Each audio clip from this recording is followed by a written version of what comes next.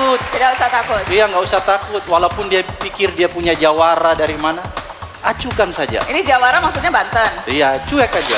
Tapi kembali pertanyaannya belum dijawab. Ini pertanyaan Ketua KPK. Jadi Ahok sukanya apa? Makanya itu juga orang juga nggak ngerti sukanya apa. Saya sukanya itu cari gara-gara sebetulnya. Saya yakin bahwa semua akan berjalan dengan baik. Artinya ketika melakukan sesuatu yang benar, untuk apa takut? Saya tidak rela kalau generasi saya itu nantinya gitu akan dikenang berapa puluh tahun ke depan sebagai generasi yang hanya bisa tutup mata gitu. IPB luar biasa rame.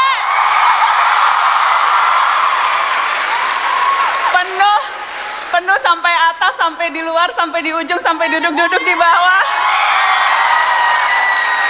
Nggak apa-apa kan duduk di bawah, nggak apa-apa ya? Nggak apa-apa ya? Selamat datang di Mata Najwa, saya Najwa Shihab, tuan rumah Mata Najwa. Hari ini kita ada di sini menegaskan diri untuk melawan korupsi. Perkara di KPK terus meningkat. Sejak 2011 naik 2 kali lipat. Indeks persepsi korupsi kita lemah, masih urutan 114 dari 177 negara. Sebanyak itu pejabat tertangkap, sebanyak itu pula korupsi makin kalap.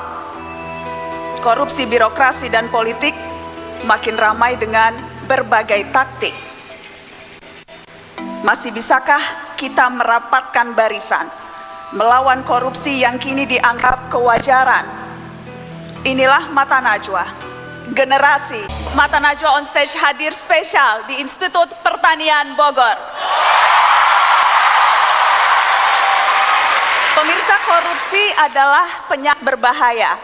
Setiap kali ada yang tertangkap seolah muncul generasi penggantinya. Tapi bagi 2 orang tokoh kita, berjuang melawan korupsi seolah sudah menjadi nafas. Tak gentar pada ancaman, takut mempertaruhkan karir dan jabatan. Mari kita sambut Ketua KPK Abraham Samad, Wakil Gubernur DKI Jakarta Basuki Cahaya Purnama.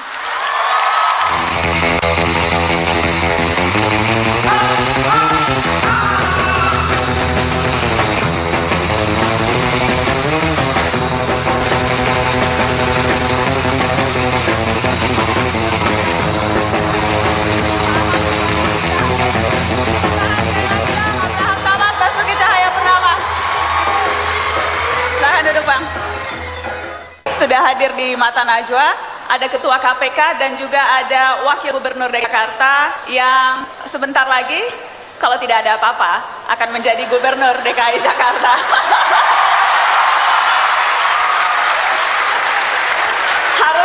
harus pakai embel-embel, karena kalau bicara politik itu kan tidak tahu akan terjadi apa, betul nggak Pak Ahok? Benar. Jadi harus siap segala sesuatunya. Insya Allah akan jadi gubernur. Yang jelas kita bicara soal korupsi, dan yang samping Ketua KPK itu adalah penerima Bung Hatta Anti Corruption Award pada 2013. Gubernur ditangkap, Gubernur Riau. Pak Ahok melihat rekan sesama pejabat tertangkap, kaget atau sudah biasa? Saya kira biasa-biasa aja. Biasa? Masa biasa? Saya kira kalau yang lain kalau diperiksa-periksa juga mungkin banyak yang ketangkap juga, saya kira ya. Kenapa? Kita kan ada undang-undang sudah hasil ratifikasi konvensi PBB melawan korupsi. Itu ada undang-undang nomor 7 tahun 2006. Di situ ada prinsip illicit enrichment. Jadi sebenarnya seorang pejabat publik kalau dilihat hartanya, gaya hidupnya dan pajak yang dia bayar itu nggak sesuai, itu harusnya disita buat negara. Dan dia dinyatakan korupsi sebetulnya. Nah kita lihat pejabat-pejabat kita, gaya hidupnya gimana, anak istrinya gimana. Kalau kita sesuai dengan penghasilannya, harusnya kan kita bisa menduga ada sesuatu yang bermasalah sebetulnya di Republik ini. Gitu. Jadi dari pengamatan Anda sesungguhnya bahkan harusnya lebih banyak lagi yang sudah ditangkap ya, Pak Abraham kalau ada ini. pejabat pakai jam tangan Richard Mille ganti-ganti misalnya 1,8 miliar kan jadi masalah kalau dia pikirkan. Istrinya koleksi jam tangan Patek Philippe yang belian semua itu apa aneh gitu kan. Kok Pak Ahok apal banget merek-merek? Ya. Saya baru dikasih lihat istri saya. Jadi ini istri itu minta dibeliin? Enggak, istri saya cerita gitu kan. Kalau kamu ke rumah dia ngeri katanya. Ngeri kenapa saya bilang? Dia sampai harus beli mesin-mesin untuk puterin jamnya. Kalau jam ini kalau nggak dipakai kan mati. Jadi sampai ada mesin untuk muter koleksi jam. jamnya sampai puluhan sampai ratusan, gimana supaya tetap hidup? Ya terus beli itu mesin-mesin untuk supaya jamnya tetap. Ini siapa nih langsung Enggak. Siapa? Ini pengusaha. Usaha. Ini pengusaha. Oh, kalau pejabat Yang langsung gawat di-handle. pejabat pengusaha kan. Itu jadi Anda tidak kaget gitu Makanya ya? saya bilang sama istri saya kan, saya bilang ya itulah bedanya kita pejabat sama pengusaha. Ya nasib lah kita jadi pejabat, ya harus bersyukurin dengan gaji yang ada. Jadi saya cerita Pak Abraham, gaji jadi pejabat sebetulnya walaupun tidak terlalu besar, tunjangan-tunjangannya fasilitas negara, Lumayan lah ya. uang operasional, lumayan. Saya aja kerja setahun dapat tuh deposito 1 miliar, lumayan tuh.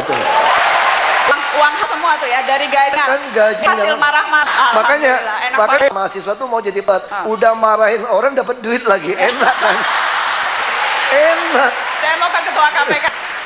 Kasus yang kemarin, pejabat terang, itu modusnya berbedakah atau modusnya kurang lebih sama? Untuk jadi pengetahuan bagi semua yang ada, termasuk mewanti-wanti yang duduk sebelah Anda.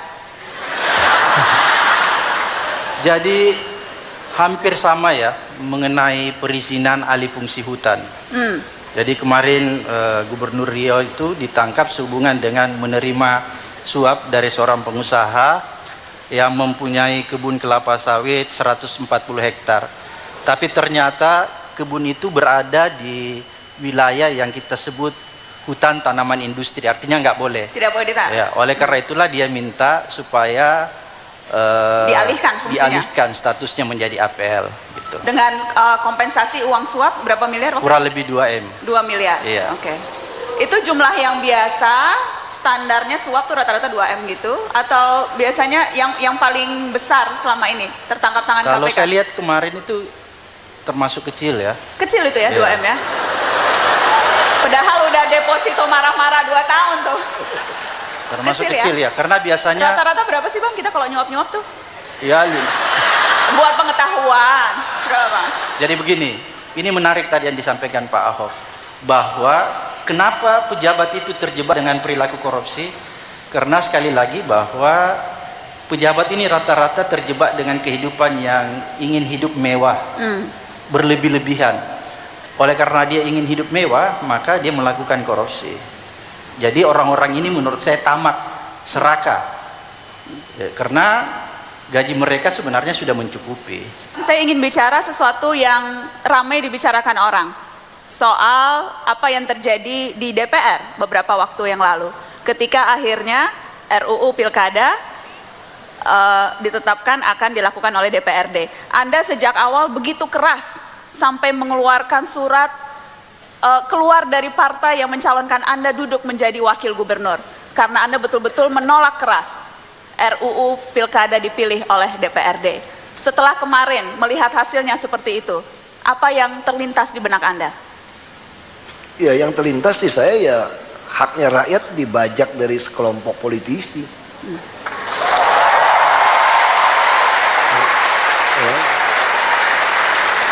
Ya sekelompok orang yang merasa mewakili rakyat gitu kan. Tapi kan kita belum selesai, masih bisa ngajukan ke MK. Dan kita juga belum selesai, kalau MK kalah pun tinggal di presiden keluarkan perpu saja saya kira, bahwa siapapun mau jadi pejabat DPRD atau pejabat eksekutif harus melakukan pembuktian terbalik harta. Jadi kita bisa melawan seperti itu. Keberatan terbesar Anda sesungguhnya ada pada fakta permainan uang, korupsi akan jauh lebih gila. Ya keberatan saya itu karena sampai sekarang jadi DPRD atau jadi bupati, gubernur, wali kota tidak harus membuktikan hartanya dari mana. Nah ini kan terjadi ajang pemerasan. Misalnya contoh kalau saya di Jakarta, kalau dia rubah harus pemilihan lewat DPRD, kalau saya seorang yang maling, saya lebih suka. Saya cari aja uang dari bos-bos properti yang mau melanggar 1 triliun, deposito di bank bisa 6,3 miliar tiap bulan. Anggota DPRD hanya 106 orang. Saya gaji 100 juta satu orang, 60 orang baru 6 miliar. Tiap minggu saya bawa jalan-jalannya ke luar negeri. 10 juta orang Jakarta mau mati mau hidup biarin aja. Orang tiap tahun cuma laporan ke 60 DPRD. anggota DPRD saja. Udah cukup kan dari 106. Nah ini kan jadi tidak sehat. Nah kenapa dulu apa kita lupa? Kita reformasi sampai mahasiswa berkorban, pasang badan, pasang nyawa, kan itu inginnya supaya rakyat memilih pemimpin tidak melalui calo kan. Nah kenapa tiba-tiba hanya karena korupsi lalu dibalikin? Anda bilang anggota DPRD itu calo? Ya tidak semua, tapi minimal. Itu yang marah sama saya. Saya tantang mereka, kalau Anda bilang tidak, berani nggak pembuktian terbalik? Berani tidak pembahasan anggaran itu kita upload ke YouTube semua? Nggak berani. Nanti ada sesuatu yang nggak beres gitu kan. Apa kecurigaan Anda nggak beresnya nggak berani karena? Ya pasti urusannya uang. Saya kan pernah di DPRD.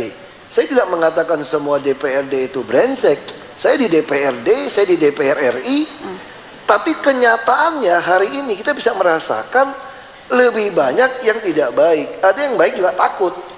Banyak kok teman-teman saya tanya, kenapa Anda voting pilih DPRD? Kan Anda mau maju. Habis gimana ya? Nanti kan bisa dipecat. Nah kita butuh orang-orang yang berani, dipecat juga tidak apa-apa, minimal pernah ngelawan gitu kan. Seperti Ahok yang sebelum dipecat keluar lebih dulu dari partai. Ya minimal ngelawan dong, daripada dipecat ya berhenti kan. Gitu. Saya mau ke Pak Abraham. Menarik karena sebelumnya KPK bahkan sudah mengeluarkan statement, KPK merasa pilkada pemilihan kepala daerah dikembalikan ke DPRD itu justru malah membuka peluang korupsi yang lebih besar. Iya. Apa argumennya, Pak Ketua KPK? Jadi korupsinya itu berpindah ya, dan mengalami penyuapan yang cukup besar dibandingkan kalau kita pemilihan langsung oleh masyarakat. Pertama, kalau di DPR itu jumlah orang sedikit, tapi setiap orang, ini Pak Ahok tahu nih, setiap orang yang akan diberikan itu jumlahnya jauh lebih besar dibandingkan misalnya kalau orang mengatakan pemilihan lewat langsung oleh masyarakat juga terjadi yang namanya money politik. Tapi sebenarnya yang saya ingin katakan bahwa tidak ada hubungan korelasi antara pemilihan yang dilakukan secara langsung di masyarakat itu berdampak pada banyaknya bupati yang korupsi. Ini kan kelihatan ada yang dibalik. Jadi saya lihat argumentasinya bahwa pemilihan langsung oleh masyarakat melahirkan bupati-bupati yang korup, kan begitu. Padahal itu sebaliknya menurut saya. Karena tidak ada korelasi antara... Lebih banyak anggota DPRD yang korup? Lebih banyak jumlah yang ditangkap? Ya, kalau kita linear melihatnya seperti itu? Kalau kita lihat statistiknya yang ada di KPK, jumlah anggota DPR yang ditangkap itu kan lebih banyak. Oleh karena itu kalau menurut saya, kalau pemilihan itu dikembalikan ke DPRD, maka... korupsinya jauh lebih berdampak. Kan lebih gampang diawasi, cuma berapa jumlah anggota DPRD misalnya. Kalau argumennya itu KPK lebih gampang, pasang saja CCTV, diikuti, dibuntuti anggota-anggota DPRD, jangan ada yang macam-macam. Iya, bisa jadi begitu ya. Tapi saya ingin katakan bahwa teman-teman DPRD itu adalah perampok yang mahir, ya.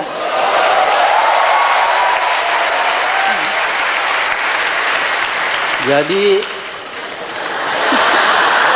ini besok jadi headline, perampok yang Abraham sama DPRD perampok yang mahir. Iya, jadi coba dia adalah penjahat yang profesional, bukan amatiran.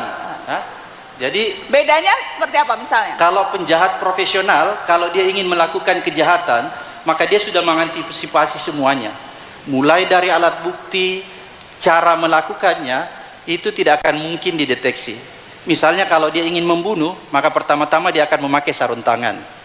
Supaya sidik jarinya nggak ada. Jadi begitulah logikanya sebenarnya. Jadi yang mahir karena dia akan sudah bisa mengantisipasi kalau tertangkap akan seperti ini. Iya, jadi yang ketangkap sama KPK itu mungkin yang baru belajar aja. Yang jago-jago belum ketangkap ya? Kalau yang jago-jago nggak ketangkap. Makanya kan pernah. Berarti KPK kalah jago dong. Berapa kita nih kalau KPK kalah jago? Enggak. Jadi begini, dalam teori kejahatan modus operandi itu selalu berkembang dengan cepat. Ya, oleh karena itu penegak hukum juga nggak boleh ketinggalan. Kita harus mampu mengupdate terus pengetahuan kita, kemampuan kita agar supaya kita bisa mendeteksinya.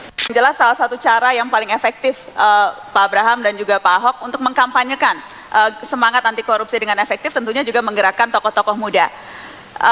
Terutama tokoh-tokoh muda yang berkarya di bidang seni dan juga berani menyampaikan pesan anti korupsi karena biasanya Lewat seni itu cara yang paling mudah untuk menyentuh hati seseorang. Saya akan panggil untuk bergabung, saya akan undang untuk bergabung bersama Abraham Samad dan juga Basuki Cahayapurnama, sutradara film Negeri Tanpa Telinga, Lola Amaria, dan musisi Kikan Namara.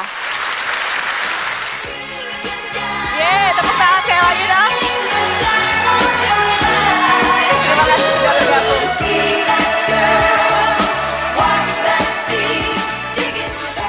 Dan salah satu film yang menarik yang dibuat oleh Mbak Lola Amaria ini adalah film Negeri Tanpa Telinga. Kita akan saksikan cuplikan trailer film yang dibuat oleh Lola Amaria berikut ini.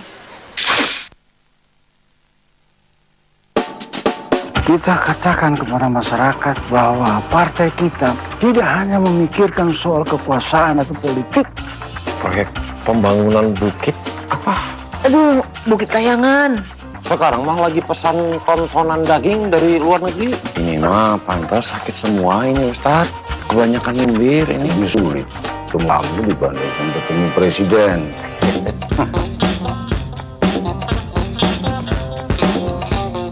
Pak Piton harus maju menjadi calon presiden. Siapa yang suka uang dan siapa yang suka perempuan?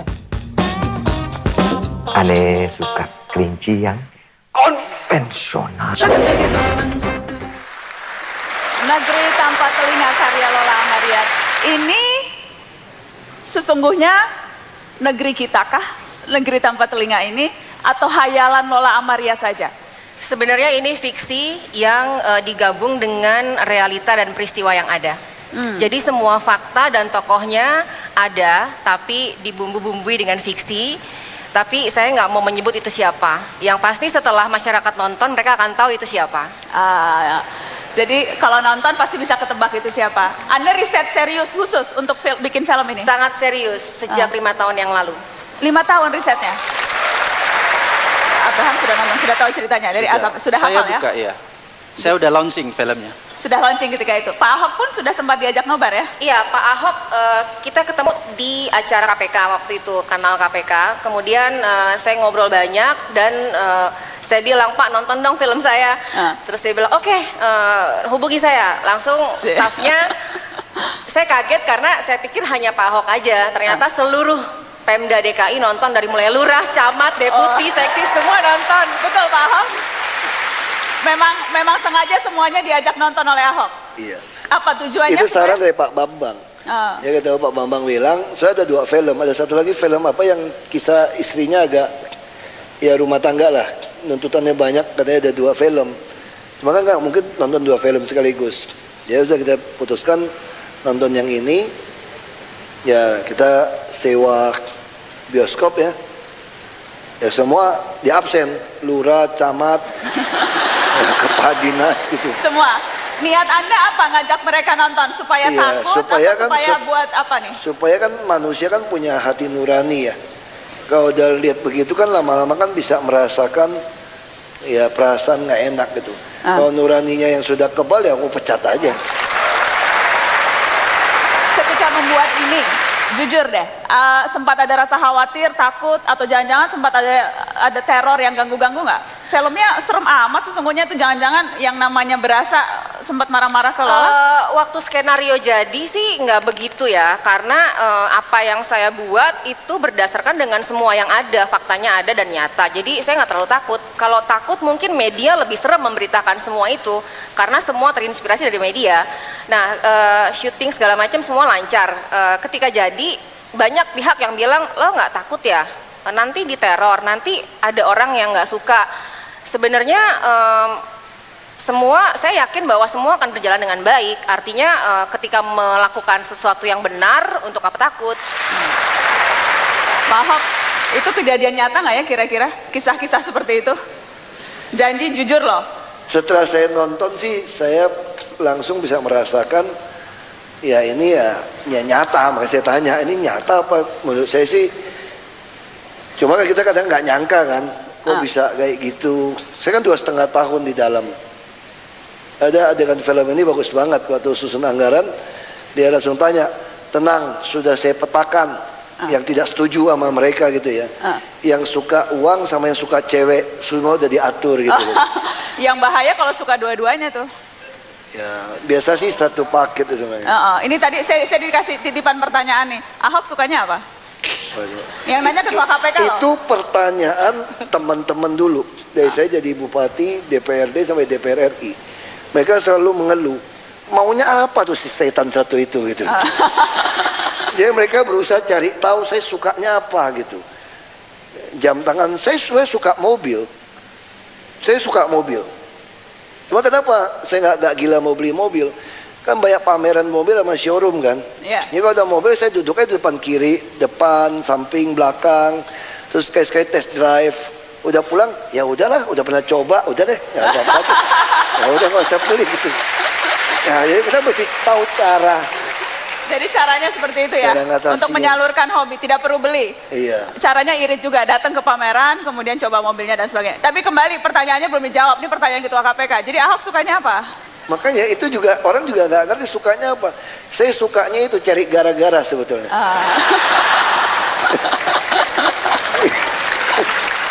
Jelas salah satu cara yang paling efektif Pak Abraham dan juga Pak Ahok untuk mengkampanyekan semangat anti korupsi dengan efektif tentunya juga menggerakkan tokoh-tokoh muda. Terutama tokoh-tokoh muda yang berkarya di bidang seni dan juga berani menyampaikan pesan anti korupsi, karena biasanya lewat seni itu cara yang paling mudah untuk menyentuh hati seseorang. Saya akan panggil untuk bergabung, saya akan undang untuk bergabung bersama Abraham Samad dan juga Basuki Cahayapurnama, sutradara film Negeri Tanpa Telinga, Lola Amaria, dan musisi Kikan Namara. Tepuk tangan sekali lagi dong. Terima kasih sudah bergabung.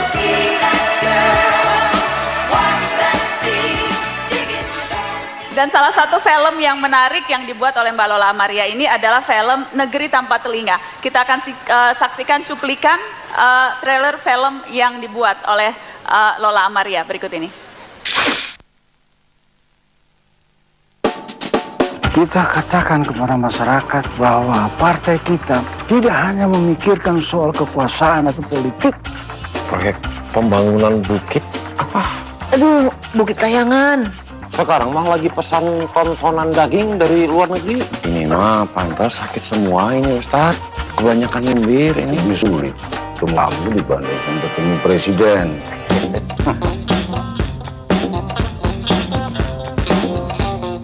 Pak Piton harus maju menjadi calon presiden. Siapa yang suka uang dan siapa yang suka perempuan? Ane suka kelinci yang konvensional. Negeri Tanpa Telinga karya Lola Amaria. Ini sesungguhnya negeri kita kah? Negeri Tanpa Telinga ini atau hayalan Lola Amaria saja? Sebenarnya ini fiksi yang digabung dengan realita dan peristiwa yang ada. Jadi semua fakta dan tokohnya ada, tapi dibumbu-bumbui dengan fiksi. Tapi saya nggak mau menyebut itu siapa. Yang pasti setelah masyarakat nonton, mereka akan tahu itu siapa. Jadi kalau nonton pasti bisa ketebak itu siapa. Anda riset serius khusus untuk bikin film ini? Sangat serius, sejak 5 tahun yang lalu. 5 tahun risetnya? Abraham sudah ngomong, sudah tahu ceritanya dari asap, sudah hafal ya? Iya. Saya udah launching filmnya. Sudah launching ketika itu. Pak Ahok pun sudah sempat diajak nobar ya? Iya, Pak Ahok kita ketemu di acara KPK waktu itu, kanal KPK. Kemudian saya ngobrol banyak dan saya bilang, Pak nonton dong film saya. Terus dia bilang, oke, hubungi saya. Langsung stafnya, saya kaget karena saya pikir hanya Pak Ahok aja. Ternyata seluruh Pemda DKI nonton, dari mulai lurah, camat, deputi, seksi, semua nonton. Betul Pak Ahok? Memang sengaja semuanya diajak nonton oleh Ahok? Iya. Apa tujuannya? Itu saran dari Pak Bambang. Ya kata Pak Bambang bilang, saya ada 2 film, ada satu lagi film apa yang kisah istrinya agak ya rumah tangga lah, nuntutannya banyak, katanya ada 2 film. Cuma kan nggak mungkin nonton 2 film sekaligus. Ya udah kita putuskan nonton yang ini, ya kita sewa bioskop ya. Ya semua di absen, lurah, camat, kepala dinas gitu. Semua.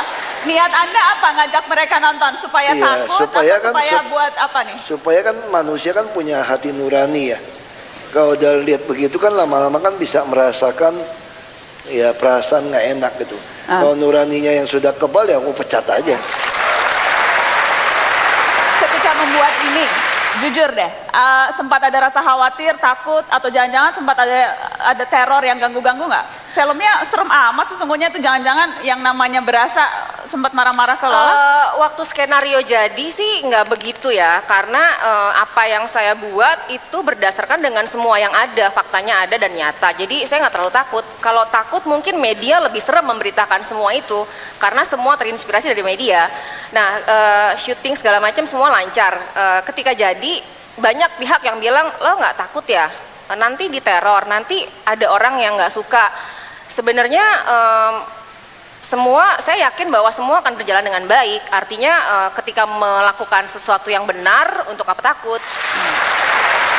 Pak Ahok, itu kejadian nyata nggak ya kira-kira? Kisah-kisah seperti itu? Janji jujur loh. Setelah saya nonton sih saya langsung bisa merasakan ya ini ya nyata. Makanya saya tanya ini nyata apa? Menurut saya sih, cuma kan kita kadang nggak nyangka kan, kok bisa kayak gitu. Saya kan 2,5 tahun di dalam. Ada adegan film ini bagus banget, waktu susun anggaran dia langsung tanya, tenang sudah saya petakan yang tidak setuju sama mereka gitu ya, yang suka uang sama yang suka cewek semua udah diatur gitu. Yang bahaya kalau suka dua-duanya tuh. Ya biasa sih satu paket itu namanya. Ini tadi saya dikasih titipan pertanyaan nih, Ahok sukanya apa? Yang nanya ketua KPK loh. Itu pertanyaan teman-teman dulu. Dari saya jadi bupati, DPRD sampai DPR RI. Mereka selalu mengeluh, maunya apa tuh si setan satu itu gitu. Jadi mereka berusaha cari tahu saya sukanya apa gitu. Jam tangan, saya suka mobil. Saya suka mobil. Cuma kenapa saya nggak gila mau beli mobil? Kan banyak pameran mobil sama showroom kan. Jadi kalau ada mobil saya duduknya di depan kiri, depan, samping, belakang, terus sekali-sekali test drive. Udah pulang, ya udahlah, udah pernah coba, udah deh, nggak apa-apa. Ya udah nggak usah beli gitu. Ya jadi kita mesti tahu cara. Jadi caranya seperti itu ya, untuk menyalurkan hobi, tidak perlu beli. Iya. Caranya irit juga, datang ke pameran, kemudian coba mobilnya dan sebagainya. Tapi kembali pertanyaannya belum dijawab, ini pertanyaan ketua KPK. Jadi Ahok sukanya apa? Makanya itu juga orang juga nggak ngerti sukanya apa. Saya sukanya itu cari gara-gara sebetulnya.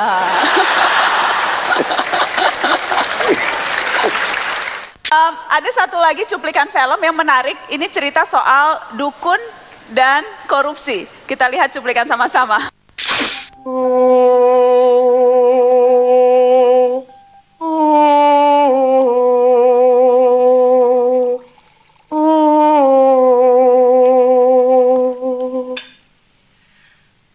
Masalah yang dihadapi apa? Saya ngerti, Nak Piton. Bangun, Piton. Tangannya.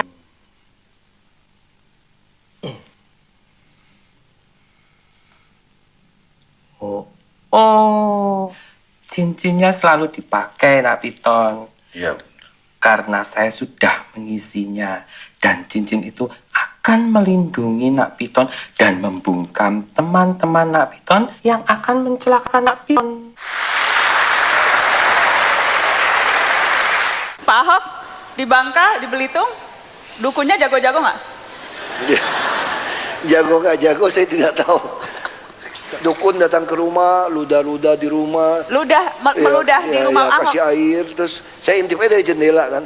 Terus kirimin tanah dari kubur. Terus kirim telur, kalajengking apa dicampurin lintah. Ya. Kok serem banget ini? Di sana sering kita mah rebus makan aja tuh telur. Telurnya masih baru buat teman-teman ya. Jadi saya yakin bapak saya selalu bilang sama saya, kalau niat kita benar pasti kita lebih kuat. Ya kirim apa-apa pasti lebih kuat. Nah, apa kita niatnya memang nolong orang, kenapa takut gitu ya? Kenapa takut? Ya sampai hari ini sih alhamdulillah sehat-sehat aja sih. Sehat-sehat ya, jadi tidak mempan ya. Mudah-mudahan sehat terus. Yang jelas kalau kita bicara soal dukun klinik, saya ingin ke Lola. Itu riset terkhusus juga tidak tersendiri? Iya, karena saya punya beberapa narasumber di parlemen, partai, kemudian beberapa teman yang memang pejabat-pejabat, tapi tidak secara langsung. Misalnya ngobrol, ngopi, kemudian dari obrolan itulah dapat beberapa bahan, termasuk yang masalah dukun. Jadi waktu itu ada tokoh yang kena tangkap KPK, disuruh pakai cincin lah, minum ini, minum itu, baca ini. Jadi saya ketawa-tawa aja, gila ya, ini orang kalau udah kepentok apapun kayaknya dilakukan. Akan dilakukan untuk itu. Ya. Kejadian dukun perdukunan ini betul dong kejadian. Beberapa kali kita dengar tuh, sempat lihat beritanya KPK dikirimi berbagai macam yang aneh-aneh. Iya, selalu. Selalu? Iya, tapi lagi-lagi kita berkeyakinan nih, ya. Seluruh insan di KPK berkeyakinan bahwa yang namanya santet, yang namanya guna-guna, itu tidak akan mempan mengenai orang-orang berjalan di jalan yang benar.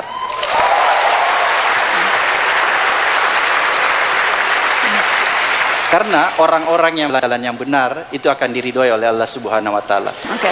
Jadi nggak usah takut. Tidak usah takut. Iya, nggak usah takut. Walaupun dia pikir dia punya jawara dari mana, acukan saja. Ini Jawara maksudnya Banten? Iya, cuek aja.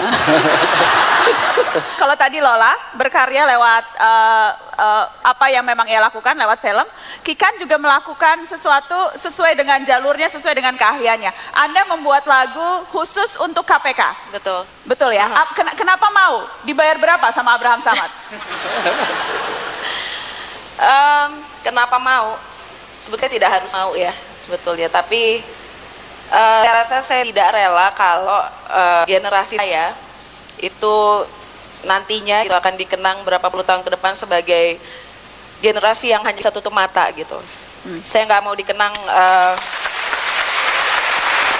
saya tidak mau menjadi bagian dari generasi tutup mata itu. Jadi untuk saya sangat penting, apalagi saya sebagai musisi, membuat lagu adalah sebagian dari kemampuan saya gitu. Dan inilah bentuk dukungan saya kepada KPK, bentuk dukungan saya kepada gerakan anti korupsi. Dan saya mau ngajak semua teman-teman, terutama generasi muda, anak-anak muda, untuk berani menyuarakan gitu, berani menyuarakan kalau kamu tahu sesuatu berjalan tidak bagaimana seharusnya, sesuatu ada yang salah, harus berani. Harus berani. Dan lagu ini judulnya Serukan Keadilan. Kita sambut Kikan, Serukan Keadilan. Kalau kita bicara soal hukuman yang diterima oleh koruptor di Indonesia, tidak usah jauh-jauh hukuman Bang Abraham, sudah dihukum pun penjaranya istimewa. Sudah di penjara istimewa pun dapat remisi pula. Jatuh-jatuhnya sudah capek-capek menangkap orang, tangkap tangan, ketika akhirnya masuk penjara, cuma beberapa saat langsung keluar lagi. Percuma Bang capek-capek nangkap orang? Jadi begini, nggak ada yang percuma di negeri ini ya.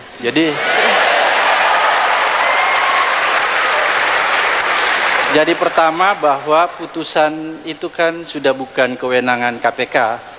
Tapi yang ingin saya sampaikan bahwa sebenarnya undang-undang kita itu memungkinkan orang dihukum mati. Tapi ada prasyarat yang ketat. Siapa itu prasyarat yang ketat? Kalau korupsi itu dilakukan pada saat bencana alam, itu satu. Kemudian kalau korupsi itu dilakukan berulang-ulang, itu bisa dihukum mati. Cuman sekarang saya lihat rata-rata hakim di pengadilan negeri maupun di banding dan kasasi itu tidak mempunyai nggak mempunyai perasaan yang bisa mengakomodir rasa keadilan yang ada di dalam masyarakat. Seharusnya kan begini, kalau kita ingin memberikan deterrent efek jerak kepada para pelaku koruptor, maka yang harus kita lakukan memberikan hukuman yang maksimal. Ya. Tapi ini kan rata-rata majelis hakimnya tidak memutus hukuman maksimal. Misal kita lihat misalnya banyak contoh kemarin Anas cuma setengah, Alfian yang dituntut 10 tahun jatuhnya 4 tahun. Banyak contoh. Kemudian dan lebih diperparah lagi karena pemerintah ini tidak mendukung secara penuh. Kenapa saya katakan tidak mendukung secara penuh? Kementerian Hukum dan HAM itu mengobral yang namanya pembebasan bersyarat, mengobral yang namanya remisi. Berarti kita bisa lihat bahwa pemerintah itu tidak memberi ruang yang lebih bagus terhadap pemberantasan korupsi karena masih memberikan remisi. Oleh karena itu menurut saya kalau kita ingin memperbaiki pemberantasan korupsi kita, bukan cuma KPK-nya, tapi seluruh elemen-elemen yang berkait dalam hal criminal justice system kita, mulai dari hakimnya, kemudian lembaga pemasyarakatannya, kemudian Kementerian Hukum dan HAM dan lain sebagainya. Ini harus menunjang semua. Kalau tidak, KPK seperti tadi Anda katakan mungkin dirasakan capek-capek, tapi kita tidak pernah capek loh. KPK itu tidak pernah capek dan tidak pernah lelah memberantas korupsi. Gitu. Oleh karena itu, menurut hemat saya bahwa pemerintah yang harus punya komitmen yang kuat untuk mendukung penuh upaya-upaya pemberantasan korupsi dengan cara tidak memberikan remisi, tidak memberikan pembebasan bersyarat. Apalagi seperti tadi yang Anda katakan, ini ada fenomena yang terjadi, kalau koruptornya orang banyak duit, maka dia akan mendapat privilege di lembaga pemasyarakatan. Ruangan tahanannya biasa bisa pakai AC dan lain-lain sebagainya.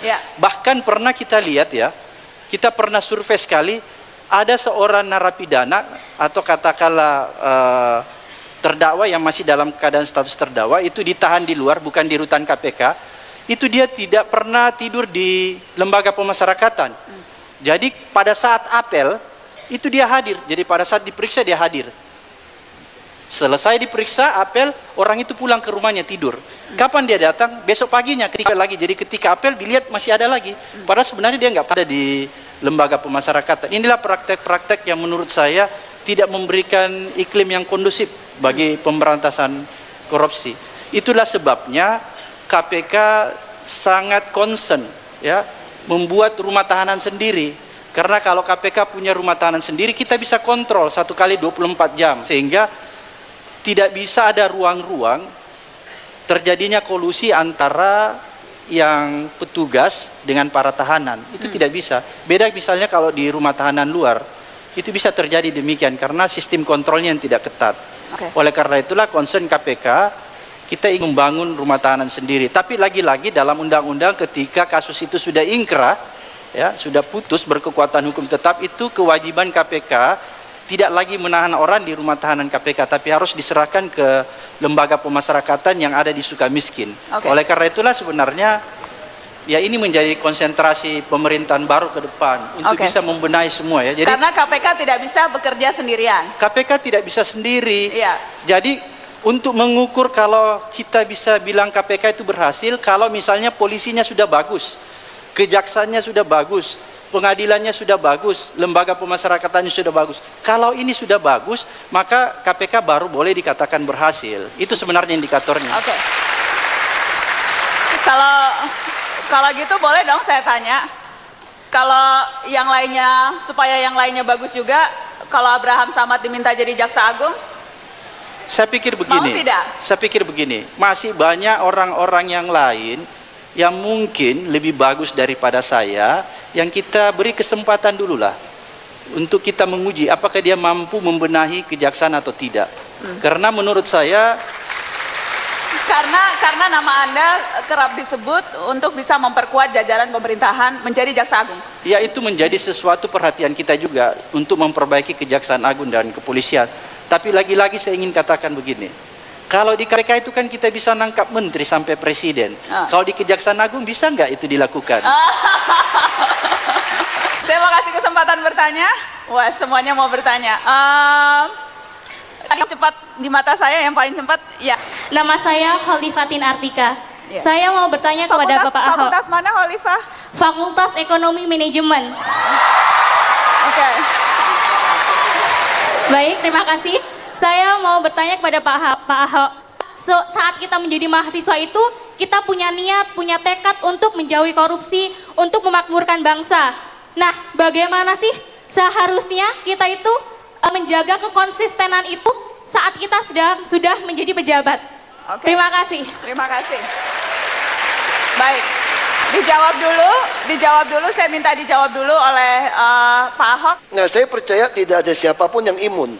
Saya percaya satu kata gini, kalau kita melihat ada orang korupsi kita nonton film itu, saya bicara waktu kata sambutan, kalian yang menonton film ini jangan merasa kita kuat atau merasa kita hebat. Jangan-jangan kita akan lebih parah daripada yang mereka lakukan. Nah, karena itu jaganya bagaimana? Kita butuh teman yang terus mengkoreksi gaya hidup. Makanya teman-teman dekat saya itu, saya selalu berteman sama mereka. Saya selalu pengen mereka tahu saya berubah tidak. Nah, dia tahu kamu dari belum jadi pejabat berhenti lagi sama. Nah, gaya hidup kita juga kita usahakan transparan. Sama pegawai semua itu, gaji saya semua saya buka, kasih mereka yang pegang. Jadi mereka tahu persis saya hidupnya seperti apa. Nah, saya kira ini yang ya tentu saja kita sebagai umat Tuhan harus berdoa kekuatan dari Tuhan. Nah, saya dulu sekolah Islam sampai SMP. Guru saya selalu ingatin kata-kata tuh kalau kita niatnya benar, nawa itu terus apa majada wajada ya. Kalau kita betul-betul usaha untuk mempertahankan ini, minta sama Tuhan bantu, kira insya Allah pasti kita akan berhasil. Bukan kita yang berhasil, tapi Tuhan yang memampukan kita untuk berhasil. Saya kira itu seperti itu. Oke. Yang pertama saya mau nanya ke Namanya siapa, Adek? Nama saya Wilson Antonio Sagala, Fakultas Ekonomi dan Manajemen. Oke. Yang pertama saya mau nanya ke Bapak Abraham Samad. Assalamualaikum Pak. Yang mau saya tanyakan, bagaimana menjaga konsistensi atau prinsip-prinsip kejujuran? Karena yang saya tahu dan mungkin kita semua tahu, di dalam birokrasi pemerintahan pasti ada kambing-kambing hitam di antara domba-domba, begitu Pak. Nah, bagaimana Bapak menjaga konsistensi atau integritas diri sendiri untuk tetap berteguh pada kejujuran? Oke. Yang kedua, saya juga mau bertanya kepada Bapak Ahok. Shalom Pak Ahok. Yang mau saya tanyakan juga Pak, Bapak selama menjabat sebagai wakil gubernur 2 tahun ini, saya suka sekali, saya penggemar Bapak sebenarnya. Jujur saya pernah nonton YouTube Ahok dari jam 12 malam sampai jam 4 pagi. Ya Allah kasihannya. Sini deh maju deh, salaman deh sama Pak Ahok deh. Ini harus dicek nih Pak Rektor, IP-nya berapa nih Pak? Gimana berarti nggak belajar nih YouTubean melulu. Boleh salaman sama Pak Ahok. Dengan Pak Abraham. Mas, jadi gitu ya, ngefans banget sama Pak Ahok sampai tengah malam pun nonton Pak Ahok. Iya, itu sebenarnya sebagian dari pendidikan ya Mbak, bukan karena saya nggak belajar. Marah-marah pendidikan? Maksudnya dari kejujurannya Pak Ahok. Oke. Sampai saya ingat Pak Ahok ingin menyikat 25% anggaran untuk DKI Jakarta. Dinas PU waktu itu? Dinas PU, ya. Oke. Yang mau saya tanyakan kepada Pak Ahok, Bapak kan seorang yang jujur. Di antara pemerintahan ini banyak sekali orang-orang yang ya kita tahu yang suka korupsi. Mungkin situ kan tekanan bagi Bapak Ahok sendiri yang bagaimana kemudian bisa bekerja maksimal dengan lingkungan yang seperti itu. Dan bagaimana Bapak bisa bertahan dalam kejujuran. Tepuk tangan, thank you. Baik, Pak Ahok, kasihan tuh Pak, ada yang ngefans banget Pak. Iya, saya kira yang ngefans laki lagi kasihan. Yang namanya PNS itu kan banyak yang baik sebenarnya. Saya selalu percaya bahwa orang itu punya nurani. Kita boleh suku, agama, ras, etnis apapun berbeda. Jadi kalau nuraninya tuh ada satu bahasa seperti musik, olahraga. Kalau bicara olahraga, bicara musik kan juga nyatu orang. Nah, saya selalu percaya itu. Prinsip saya sederhana. Saya tidak pernah membenci orangnya. Saya tahu dia korup pun, saya tidak pernah membenci orangnya. Nah, saya hanya tidak suka kelakuannya. Maka itu jadi mereka bisa tahu saya siapa.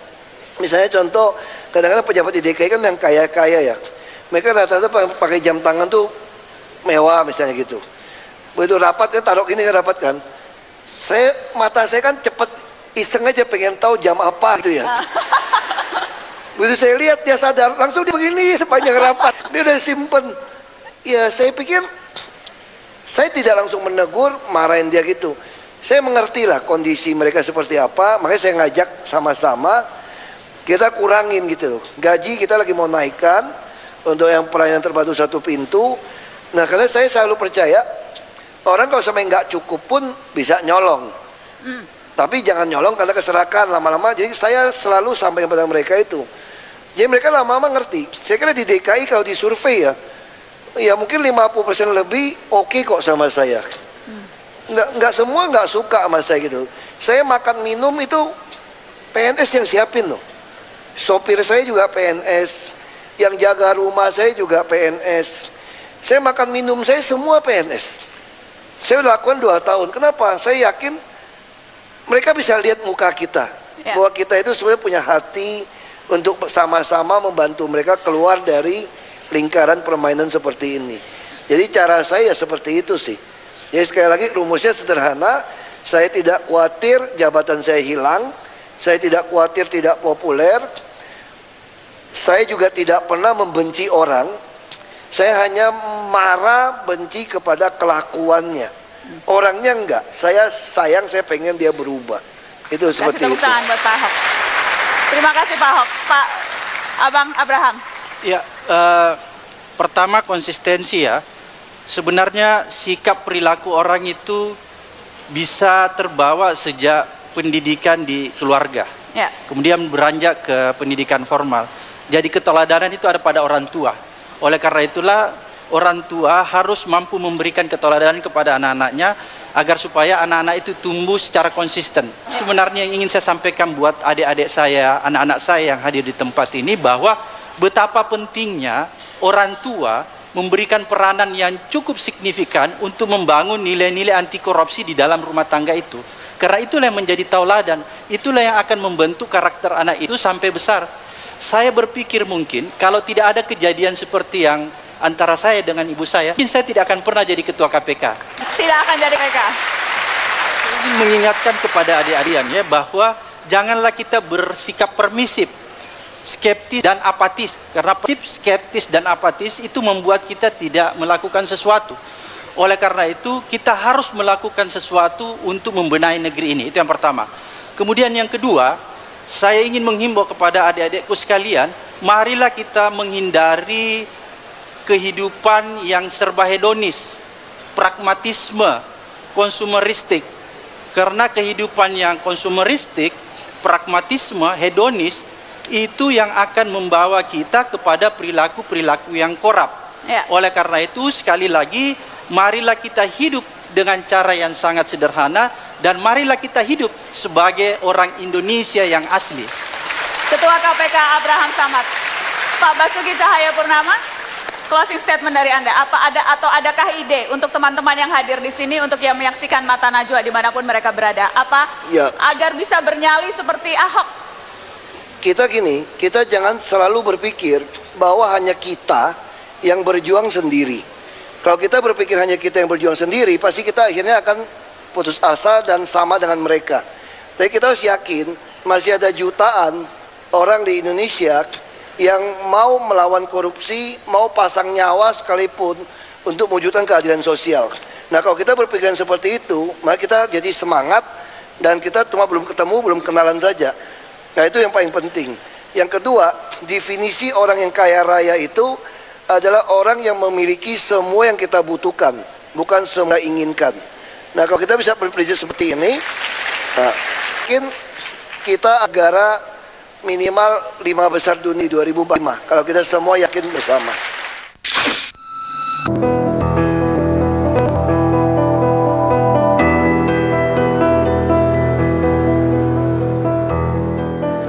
Korupsi merasuki seluruh sendi.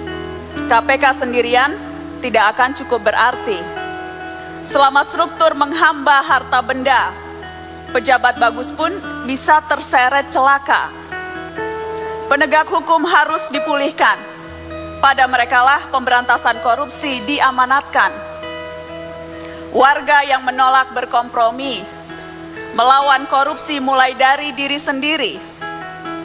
Anak muda, mari kita ubah orientasi. Tak terjebak gaya hidup menumpuk materi. Hidup jujur sederhana, menolak jalan instan yang menghalalkan segala cara. Jangan diam, apalagi merestui sistem nilai celaka yang mengajak serakah. Karena setiap kita membiarkan korupsi, kita memangsa hidup sesama anak